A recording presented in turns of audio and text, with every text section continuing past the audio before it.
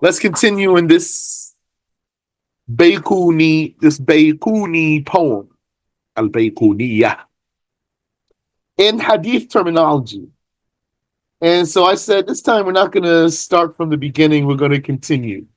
Just going to back up just a little bit for the sake of the flow of the information, inshallah ta'ala, and then we'll continue. So I'm going to start reading from line 16, where the author says, may Allah have mercy upon him, وَمُرْسَلٌ مِّنْهُ الصَّحَابِيُّ سَقَطُ وَقُلْ غَرِيبٌ مَا رَوَى رَاوٍ فَقَطُ.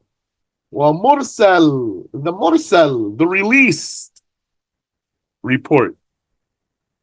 مِنْهُ الصَّحَابِيُّ سَقَطُ. It is the report from which the companion fell. Yani, it is the report that has a companion missing from its chain. That's what the author said, and as you know, that's not the best way to define mursal. It's better to say mursal is a report in which the tabi'i attributes the hadith directly to the Messenger of Allah, sallallahu alayhi wasallam, without mention of his intermediary. And if you have a question, feel free to ask. Such as, if you don't perceive the difference between those two, what's the difference between saying a tabi'i, that's a follower of the companions, attributes the hadith directly to the Prophet sallallahu alaihi wasallam without mention of his intermediary, versus saying a hadith in which a companion is missing from the chain? Because if the companion is missing from the chain, then who would be there? It would be the Prophet and then the tabi'i. So what's the difference between these two? Why is one of these better wording than the other? We talked about that. So inshallah, you've reviewed and you know. But if you'd like to ask, feel free. وَقُلْ غَرِيبٌ مَا رَوَى رَاوٍ فَقَطُ. And say. Can you repeat it, please? Yeah, you mean repeat the difference? Yes. Sure.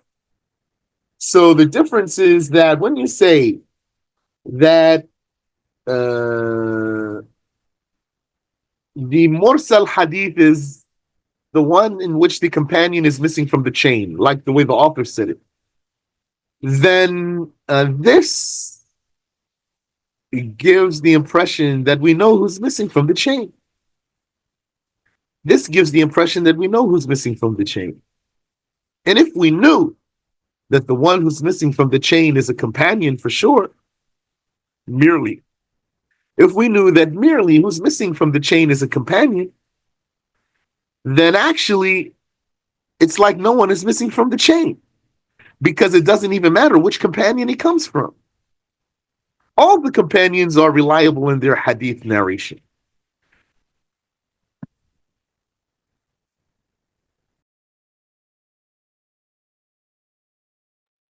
So it doesn't matter which companion the hadith is coming from.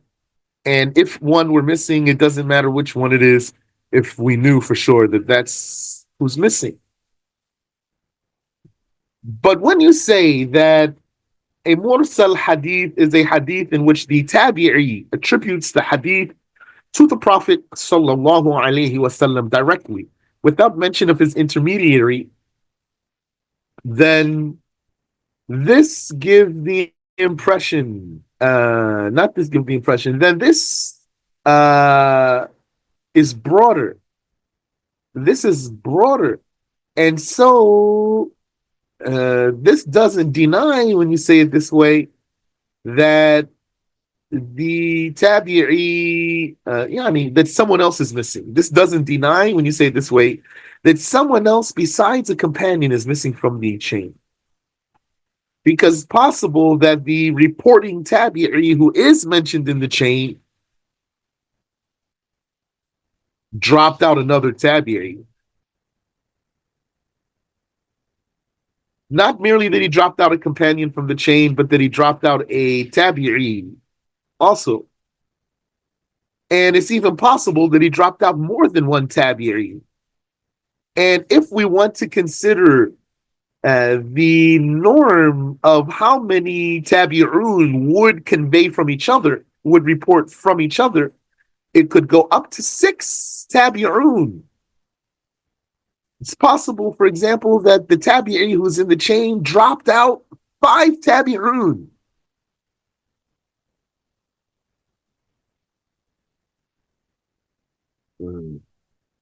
So, and so we don't know who's missing from the chain. We cannot rely on such a hadith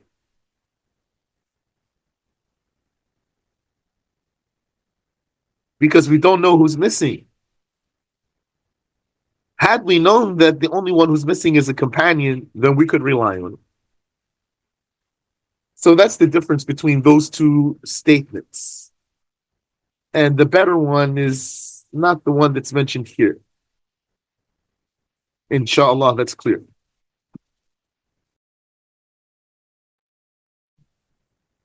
Barakallahu feekum. Inshallah, we'll review and get it all down. Inshallah, then I'll let you know. Ameen wa fikum. Barakallahu feekum. Ameen wa fikum. But is what I said clear today? Do you have any questions? Yes. Oh, okay. So he says, وَمُرْسَلٌ مِنْهُ الصَّحَابِيُّ سَقَطْ. The mursal is the one from which the companion dropped. وَقُلْ, and say, O student of knowledge, غَرِيبٌ. The gharib hadith, the peculiar hadith is مَا رَوَى رَاوٍ فَقَطُ. What only a single narrator narrated. It is what was narrated by a mere narrator, a single narrator only. فقط. I'm so sorry. Would you mind repeating the last bit of that line, please? Sure. No, I wouldn't mind. وَقُلْ, and say, غَرِيبٌ. Say, O student of knowledge. غَرِيب. The غَرِيب hadith is مَا رَوَى رَاوٍ فَقَطُ. What a narrator narrated only, meaning what was narrated by only a single narrator, a lone individual.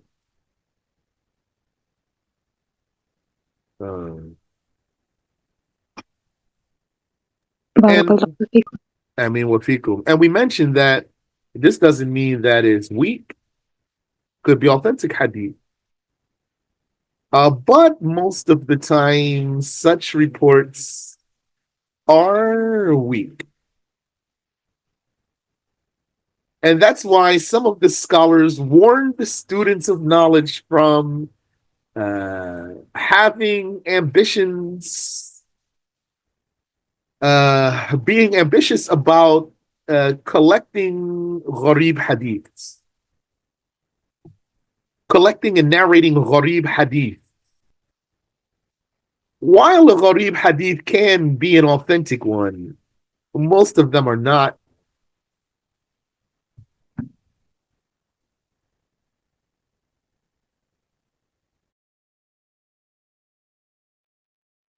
And there's no goodness in tracking them.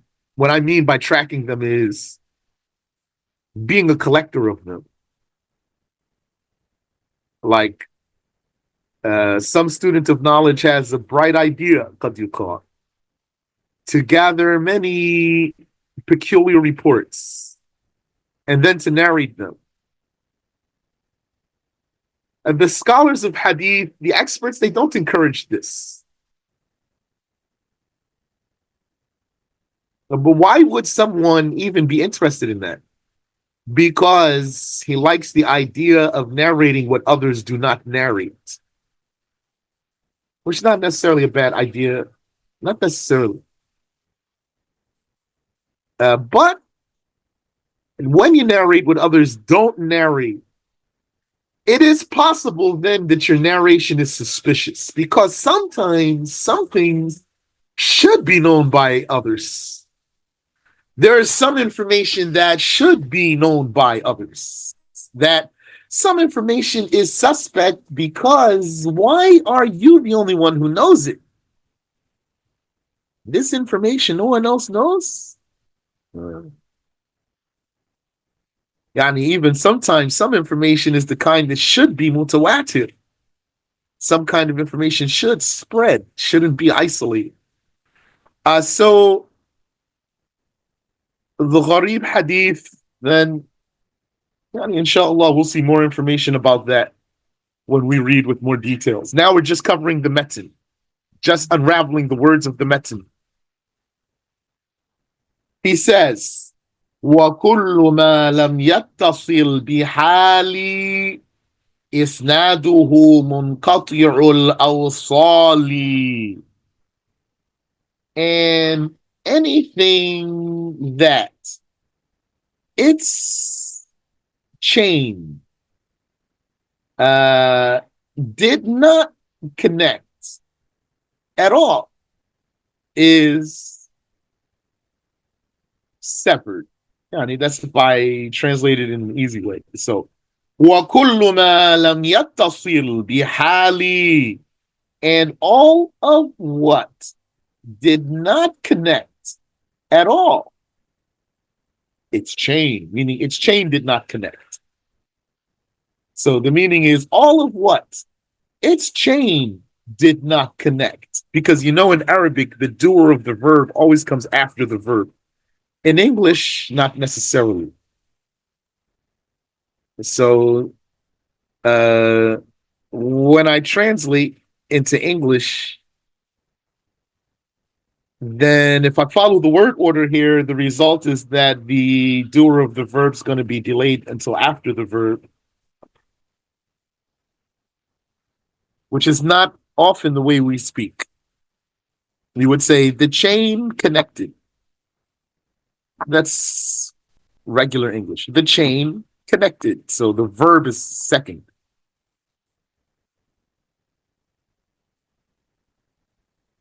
Unless I said, for example, connected did the chain. Connected did the chain. For example, now I put the verb in the front and put the doer in the back. So, but I didn't say all of those things. So, وَكُلُّ مَا لَمْ يَتَّصِلْ وَكُلُّ مَا لَمْ يَتَّصِلْ بِحَالِ, and all of what did not connect at all. Isnaduhu, its chain. Yani its chain did not connect. Then it is munqati'ul awsali, severed, severed joints. It is severed at the joints. Severed at the joints. That's a literal translation. So al-awsal is the plural of al-wasl, and the wasl is the mifsal, which is the joint.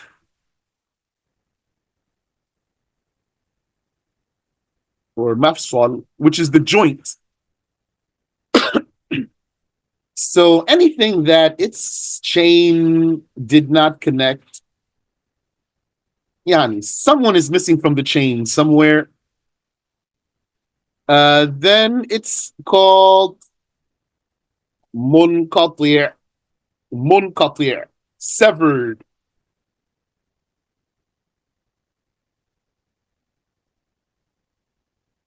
Ah,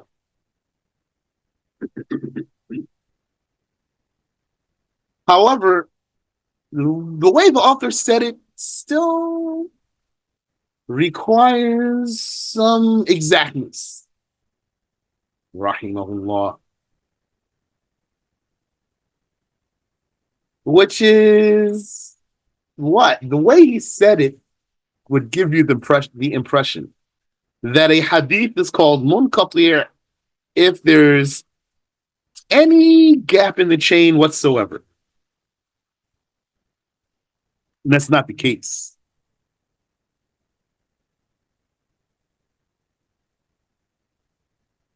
Because there are different scenarios of having a gap in the chain.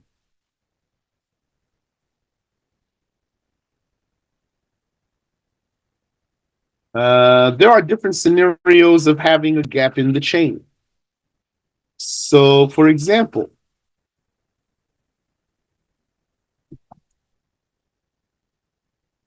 if we say, for example, that the Prophet sallallahu alaihi wasallam said something, and then A narrates it from him, B narrates it from him, C narrates it from him, D narrates it from him, E narrates it from him, F narrates it from him. Okay, until let's say it gets to G. And G, he is actually a great scholar who has been inspired by Allah to compile his hadiths into a book. And then his book became a reference for the Muslims. Okay. Now, if here, let's say A is missing from the chain. A is missing from the chain. Now I'm just talking about the image here. I'm not talking about the exact definitions. Now, just taking the surah scenario. A is missing from the chain. You're not going to call this munqati', we're going to call this mursal.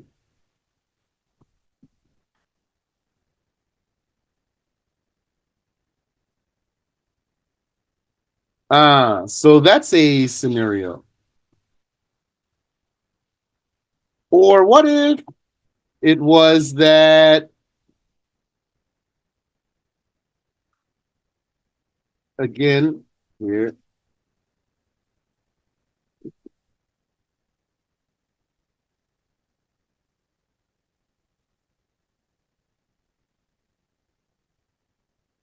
sallallahu alayhi wasallam. What if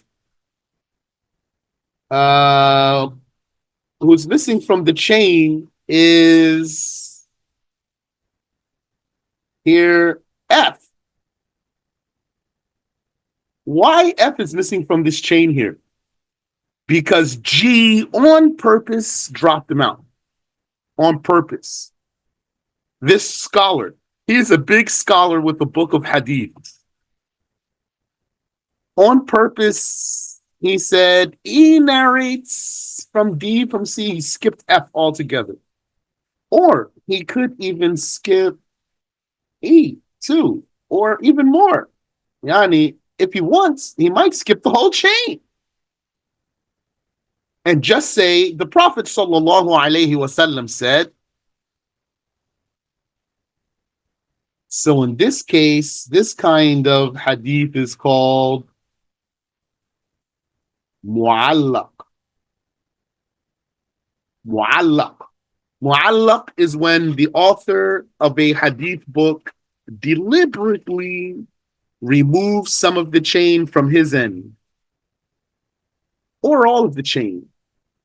He removes from his end some or all of the chain deliberately.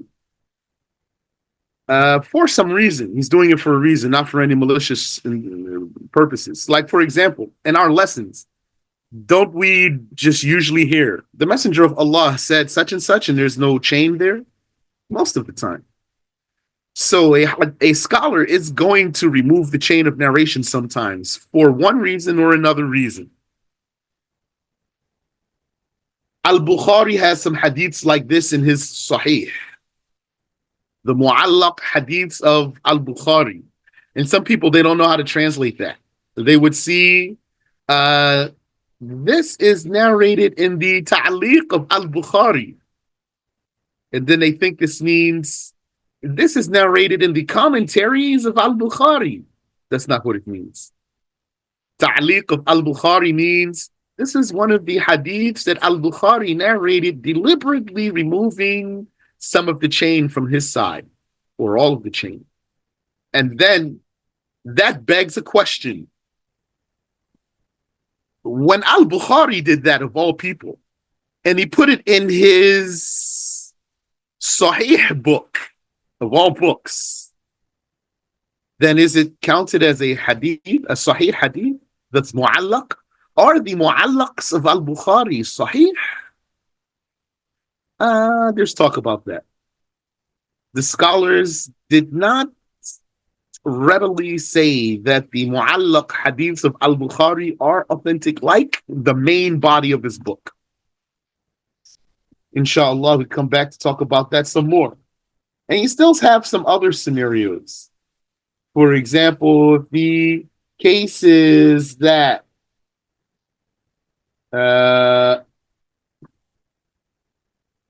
two people are missing from the chain, from anywhere, but not A, other than A. So between F and B, two people are missing from the chain at some point. Yani whether that's B and C or C and D or D and E or E and F, two people are missing from the chain consecutively in a row. Then that's called mu'dal, problematic.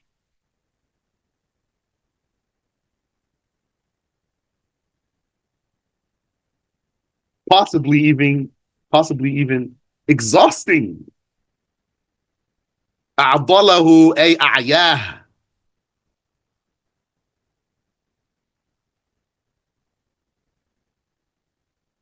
And then here's a fourth scenario.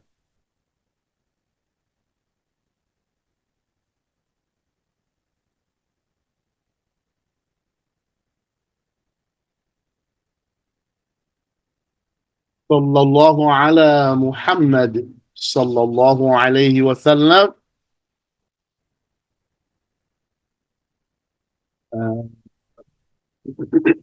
Excuse me. Which is if one person is missing from the chain, or it could be more than one person's missing from the chain, but not more than one at a time. Not more than one at a time. Not two or more consecutively. So if only one person, not A also, not A is missing from the chain here, that's a different scenario.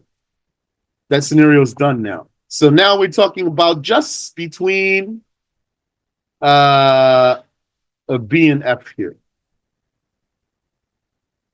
So in all these cases, I can isolate B through F.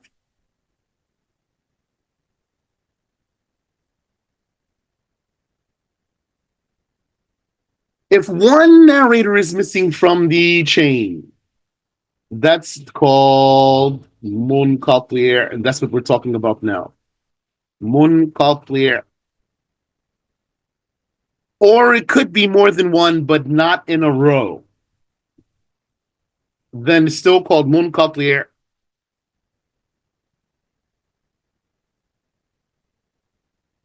So the way the author said his line of poetry, وَكُلُّ مَا لَمْ يَتَّصِلْ بِحَالِ إِسْنَادُهُ مُنْقَطِعُ الْأَوْصَالِ. Anything that did not connect, anything that its chain did not connect at all. Bihal means under any circumstance. Its chain, there is someone missing from the chain. This is what he's saying. This is what the words mean. Any hadith in which someone is missing from the chain, then that's munqati'. So now, as you can see, that's not best way to define munqati', because that way will include the mursal and the mu'allaq and the mu'dal. We don't want to include those. Shaykhi, Yes. may I ask a question? Yes. Assalamu alaikum. Wa alaikum assalam. Then, isn't mu'dal and the ones you just mentioned, aren't they classified as part of but they belong, I mean, to al-munqati'? Not technically. So, Linguistically. okay. Okay, not technically. Yes. Okay, I see. In the istilah, according to the istilah, those are not munqati'. According to the technical terms. I But see. linguistically, yes, all of them are munqati' linguistically, severed, interrupted. بارك الله فيك. Ameen wa fiq. But when we say munqati', we don't mean any of those kinds. So he says, وَكُلُّ مَا لَمْ يَتَّصِلْ بِحَالِ إِسْنَادُهُ مُنْقَطِعُ الْأَوْصَالِ. Anything that its chain did not connect at all. Anything that its chain has some severance in it somewhere to one degree or another. بِحَال منقطع منقطع الأوصال. The author says that it's منقطع. So now this is clear for you. That's not the best way to say it. And let me draw your attention also to something, which is that now we're talking about a type of hadith called munqati', and spelled in Arabic munqati'. And we already talked about a kind of hadith called maqtu'. Maqtu'. Munqati' versus maqtu'. Don't mix these two. They both have the same root letters. Qaf, ta, ain. Qaf, ta, ain. They mean different things though. So maqtu' is the report of a tabi'i or someone after a tabi'i. Munqati' is a report with a missing narrator from the chain, not from the end of the companions, not from the end where the companion would be, nor from the side of the author, done by the author deliberately. That's munqati'. And as long as it's not two or more missing narrators consecutively, then it's munqati'. So if you have a question, feel free, please. Then the author says what we just said. وَالْمُعْضَلُ السَّاقِطُ مِنْهُ اثْنَانِ وَمَا أَتَى مُدَلَّسًا نَوْعَانِ. وَالْمُعْضَلُ, the problematic narration, or the exhausting narration, the one that burns the scholar out and exhausts him. أعضله أي أعياه, it made him tired. وَالْمُعْضَلُ السَّاقِطُ مِنْهُ اثْنَانِ. The mu'dal, the problematic narration, is the one that from it two dropped. The dropped one from it is two. The mu'dal is the one that the dropped one from it is two. As-saqitu minhu, the dropped one from it is ithnani, two. And we just explained what that means, so you know. Yani, two or more, consecutively though. If there are two missing from the chain, not consecutively, then it's munqati', as long as the one missing is not from the side of the companions, nor from the side of the author done by him deliberately. And yani, the author's statement by itself doesn't mean that if yani, two or more, the statement itself does not mean two or more, but the name of mu'dal is for two or more missing narrators consecutively. Also, the wording of the author doesn't mean consecutively, but that's what he means. He is restricted by his poetry from elaborating further. Yeah, one might say, he could manage to say it. He has more lines. He has more space. He has another side of the line right there. Yeah, but this is what the author wrote. As you can see, he was going for a summary. And this poem is for the beginners like ourselves. But this poem, it requires care. I didn't realize the care that this poem needed I took this several times, and I didn't realize the care that this poem needed. At first, I'll just say it that way. But resulted in me, I remember very clearly, resulted in me being confused about things sometimes while studying Al-Bayquniyyah. Because it wasn't clear for me that some of the statements were less than accurate. And that has an effect because you're trying to understand things. So when he has statements that are not most accurate statements and you're trying to put the things together, if the wrong detail is missing, then you're going to have a gap in your comprehension. So he says, وَالْمُعْضَلُ سَاقِطُ مِنْهُ اثْنَانِ. The problematic one is the one that dropped from it. The dropped one from it is two, or who was dropped from it is two, meaning in a row. وَمَا أَتَى مُدَلَّسًا نَوْعَانِ. And whatever came as mudallas, rigged, is of two types. Mudallas from the tadlis. Tadlis, linguistically, tadlis is the mixture of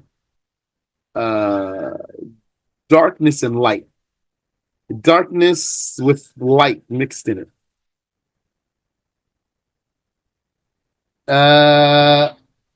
And what's meant here is when you say mudallas with fatha, that's what the author says here. Mudallas, you're talking about the report itself.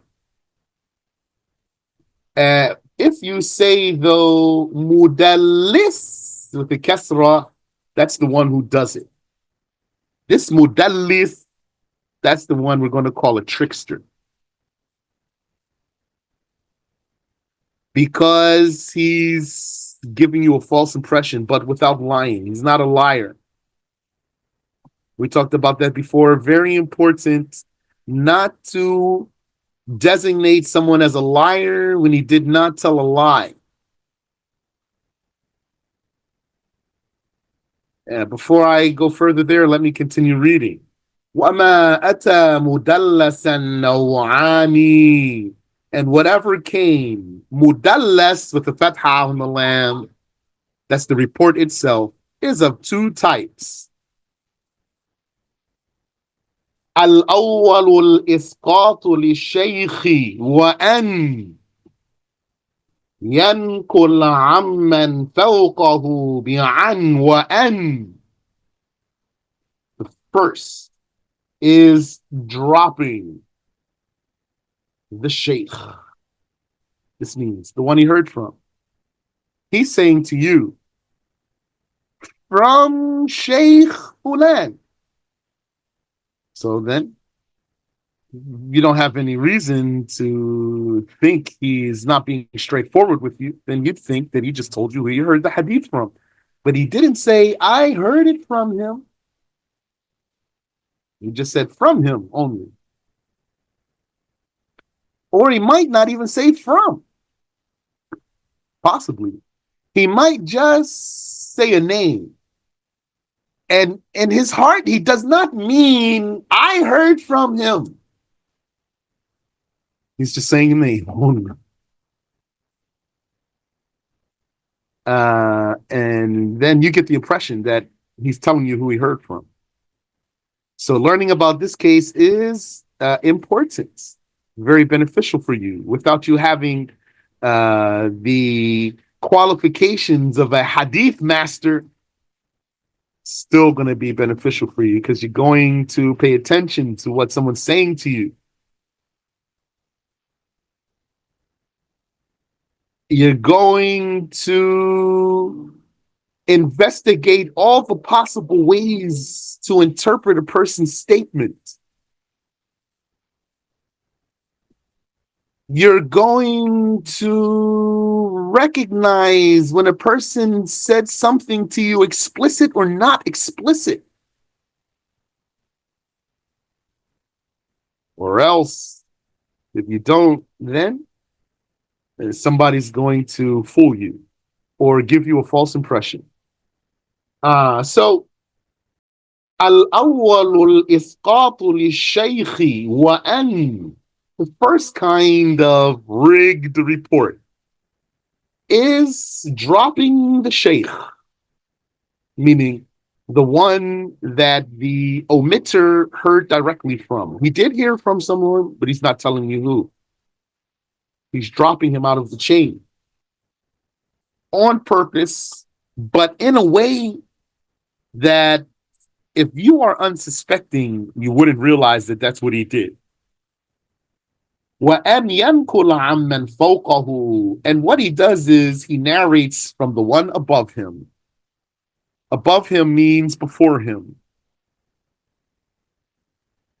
بِعَنْ وَأَنْ, using from or using that. You know, it means that means he's saying that Fulan said. So that's not explicitly meaning I heard from him. Or he says from Fulan, that doesn't explicitly mean I heard from him. What's the judgment of doing this? Makruh, very disliked. The scholar says it's not a sin, and that it's not a lie. But they said it is akhul kadhib, it's the brother of a lie. It's the lie's brother.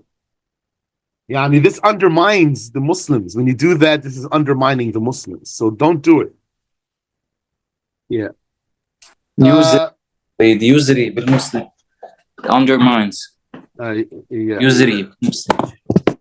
Yeah, okay. Because the scholars, they want to use the chain of narration to check the authenticity. So if you're hiding someone in the chain, then this makes their job more difficult. So you're going to be undermining them there. Now, he says, وَالثَّانِي لَا يُسْقِطُهُ لَكِنْ يَصِفْ أَوْصَافَهُ بِمَا بِهِ لَا يَنْعَرِفْ. And the second kind of trickery, tadlis, is that لا يسقطه, he does not drop the one he heard from out of the chain. Lakin, however, يصف أوصافه بما به لا ينعرف. He describes his descriptions with what he is not known for. He describes his descriptions with what he is not known for. It means he describes him in a way that you don't know who he's talking about. Like he gives him a name, he names him. So he's not dropping him out of the chain, he's naming him. But he's naming him with a name that you don't know. So you think he's naming someone else. Why would somebody do that? Because maybe he's narrating from someone that you think is weak. And so he doesn't want to tell you who he is. Or maybe he's narrating from someone that all the people think is weak. So he doesn't want to say who he is. Especially that maybe he loves that one. That happens sometimes. Someone loves some sheikh. But yeah, so he's like attached to him. But the people are not, or someone is not convinced about that sheikh like that one is. So he doesn't abandon that sheikh, so he's sticking with him. But he doesn't want to admit that that's the one he took from because that one's not strong one according to others. Or for some other reason. Like that one that he's dropping out of the chain is young. So in his mind, it's a reason to drop him out of the chain. Or not to drop him out of the chain, but to describe him in a way that is unrecognized. And as for the author saying, La yan'arif, he improvised here because you don't say in Arabic, in arafa. You don't say, in arafa yan'arifu, in irafan. Yeah, and you don't say it. So it's like he made a word up. Subhanallah. And now what is the strength of being able to do that? Because the poet, he has poetic license. There's something called darura in Arabic poetry. But the darura has range. It ranges from cool to corny. I'm using those words there to make it relatable to you. The license of the poet in Arabic, his ability to break the rules, to break the common standard rules, and to do something that's not standard rule, his license to do so has range. From Rodi. So Rodi, that's what I'm calling it, corny. And Rodi means bad. And up to I don't remember what's on the other side. What do they call that? What's the opposite of Rodi in this case? I forgot the word. And I'm saying it's cool. Yani means, for example, that poet, he's saying some poetry. So he had to do something. He made some adjustment so that, when and you're listening, imagine you're listening to him, your head's bopping with his syllables, and then he says something in a clever way that's not standard. So you might say, subhanallah. So it means it was cool. Or he might say something that's not standard, and you say, subhanallah. I mean, it was corny. Is this one corny, Sheikh? Yeah, this one's corny. Subhanallah. Wait. That's the impression that I got from some of the explanations. They didn't say Radi. They said this is not in Arabic. They say you don't say it in Arabic, but they didn't say Radi from what I saw. So, as if it's corny, but I'm not sure. I have another question, Sheikh. Yes. You said when they would describe them in a way that nobody knows who they are. Does that mean they're giving them calling them by like a kunya, or they just making up? Okay. Yeah, for example, a kunya, or maybe he would describe him by his profession. Yeah. So if, for example, let's say he's a mechanic, but nobody calls him the mechanic. Right. So they might say, I heard from Fulan, the mechanic. So you don't even know who he's talking about. Okay. But he's not lying. Yeah. That's part of them being a trickster. Trickster, yeah. Barakallah. And let's stop here. Allah knows best. Do you have any other questions for me? Shaykhi, what I wrote, I meant by it, I was asking, were you talking about tadlis when you said akhul kadhib and yes, right? That's tadlis, yes. Yeah. I was just making sure about the mufi. Wafiq. Tadlis is akhul kadhib, the scholars said, the brother of lying. This trickery is the brother of lying. And Yani, let me remind you what we did say in a previous lesson. Don't assign someone as a liar when he didn't tell a lie. He's not a liar when he leaves out a detail. Leaving out a detail is not a lie. Don't call something lying by omission if everything that was said is actually true. And that's what the kuffar say in their hypocrisy. Those kuffar wouldn't tell you everything. When you don't tell them everything, they're going to say you're lying by omission. MashaAllah. Or when a person does tawriyah, so he just says words that they're not a lie if you interpret them in a way. If you take them one way, they're not lying. It's not a lie. So it's not a lie, actually. It's not a lie. Like when Prophet Ibrahim said about his wife, she's my sister. He meant my Muslim sister. So this is not a lie. That's called tawriyah. Yani, wordplay if you want. When I looked up tawriyah, I saw some translations such as pun and wordplay. But be mindful about those word plays, the tawriya.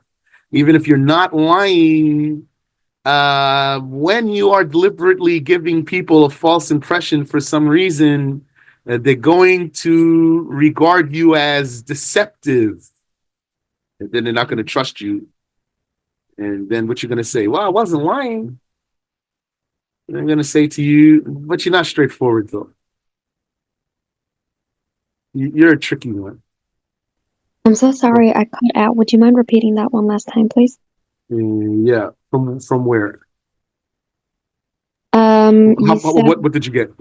the part where you said something about Tawriya, and then it just cut out, and then I had to rejoin. Tawriya is not a lie. So don't say that a person is a liar because he did Tawriya. However, if someone does Tawriya frequently, then the people might label him as deceptive, and then they won't trust him, despite that he's not actually lying. So it's not a good thing. You don't want the people to see you as... Thank you. You're welcome. As, sidewinder. Barakallah. آمين وفيكم.